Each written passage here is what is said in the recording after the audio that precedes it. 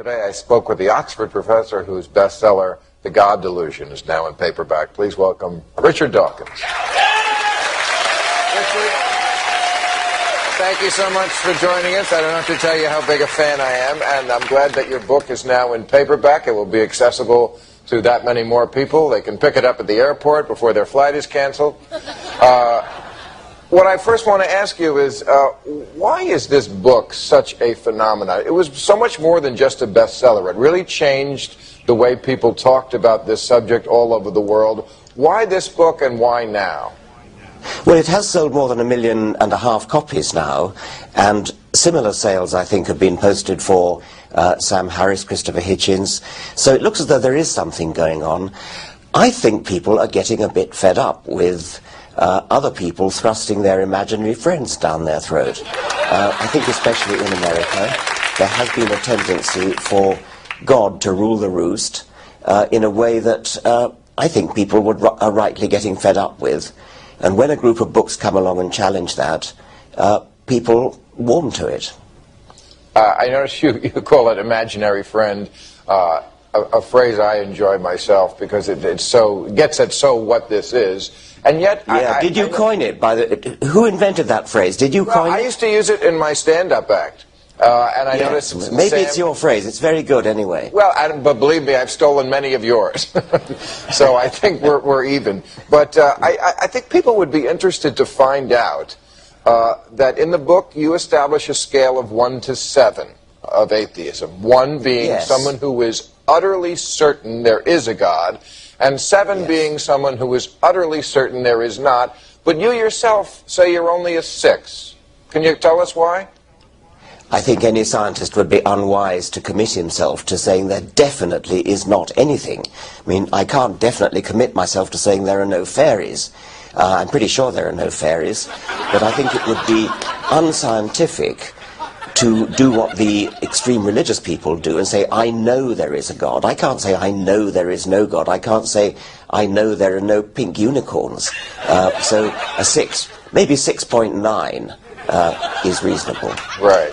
And one reason I think yourself and so many others are beginning to speak out against organized religion is because it's ridiculous. It's just ridiculous. There's a talking snake in the Garden of Eden, and people fly up to heaven bodily. It's just ridiculous. So my question is, how do you explain bright people, and there are many, come on, we have to admit this. I talked to your friend, the scientist Francis Collins, discovered the human genome. How does a man go to a lab all day and then at home go home and believe in the talking snake? How do you explain that phenomenon? Well, Francis Collins didn't discover the human genome. He was the head of the worldwide operation that discovered it. So he was an administrator. He's a very good scientist too, but don't say he was the one who discovered the human genome. It was a team effort, and he was the administrator who organized it. But he's a bright guy.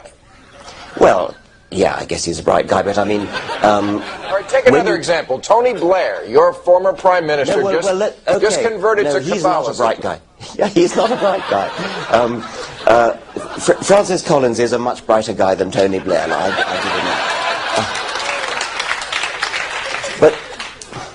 that. But when you meet a scientist who claims to be religious, if you say, do you really believe in the talking snake, most of them will say no. Most of them will be religious in a much more nebulous sense than that. They'll vaguely believe in some sort of maybe spirit that motivates the universe or something like that. They won't really believe in all the details in the book of Genesis. And I must say, I don't think Francis Collins believes that. I think you've got to give him credit for maybe he believes in some kind of God. Maybe he even believes in Jesus Christ. But I don't think you'll find he believes in the talking snake. I interviewed him, and he absolutely does. He does? But that's okay. Well, look, in that case, he goes right down in my estimation. He's not a bright guy. Okay. That's fair, one or the other. Now, you write in your book, if this book works as I intend, readers who open it will be atheists when they put it down. How is that going for you, the rate of conversion? Do you have people come up to you and say, you know, I used to be a believer, and I read your book, and now I'm not? We have a section on my website, richarddawkins.net, called Convert's Corner. And you can go and visit that and read all the testimonies of people who have been converted. However, I think they're probably less numerous than people who maybe were sort of vaguely sitting on the fence and who didn't feel very strongly about it one way or the other. But now that they've been asked to think about it, now they've read a book that makes them think about it, they realise that they've been atheists all along. They just didn't know it. They didn't know it was okay to be an atheist, perhaps. They thought somehow it wasn't respectable, or they just didn't give it much thought. I think there's a much larger group of people in that category than people who were fervently religious, who've now changed their minds. And do you think there's any chance that when the final hour comes for you, when you're on your deathbed, you might have a second thought and suddenly get cold feet? I tell you what, when I'm on my deathbed, I'm going to have a tape recorder switched on, because time and again, people like me are the victims of malicious stories after they're dead, people saying they had a deathbed conversion when they didn't. There's a story that even Darwin had a deathbed conversion, which is a complete lie, but it's widely believed by creationists, and it happens again and again and again. So I'm going to have witnesses, and I'm going to have a tape recorder switched on. Okay.